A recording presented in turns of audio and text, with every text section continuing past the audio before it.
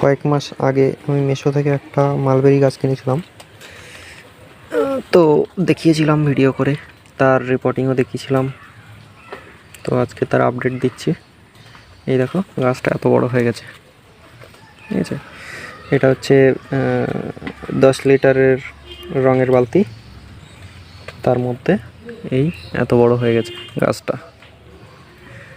তো দেখতেই পাচ্ছ, সবসময় মিশো যে ঠকায় বা অনলাইন গাছ কিনলে যে ঠকায় তা নয়। আমি এই গাছটা খুব সুন্দর পেয়েছিলাম, ভিডিও করেছিলাম, এবং মাঝে একটু ঝিমিয়ে পড়েছিল, তারপরে এখন দেখছি বেশ ভালোই বেড়ে উঠেছে। আর যেটা বলার সেটা হচ্ছে, এরকম যদি গাছে দেখো যে পাতা কুঁকড়ে যাচ্ছে, তাহলে এপসম সল্ট ব্যবহার করো, অথবা কোনো পোকা যদি বুঝতে পারো তাহলে সেই হিসেবে ব্যবস্থা নাও, অথবা ওই কোঁকড়ানো পাতাগুলোকে কেটে ফেলে দাও। বিশেষত মালবেরি গাছ, ঠিক আছে। অন্য গাছের ক্ষেত্রে আমি পাতা কাটতে বলবো না বর্ষার সময়, কিন্তু মালবেরি গাছের এরকম পাতা কুঁকড়ে গেলে পাতা কেটে ফেলে দিতে পারো, অসুবিধা নেই। তো আমি এটা বুঝতে পারছি না যে কী কারণে হয়েছে, সেই জন্য আমি পাতাটা কেটে ফেলে দেবো।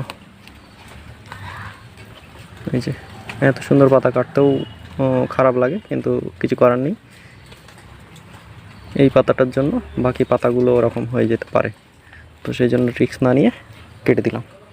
তো চলো, গাছের আপডেটটা দিলাম।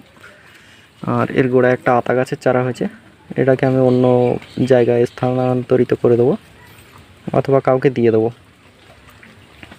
দেখা যাক কী হয় এখন।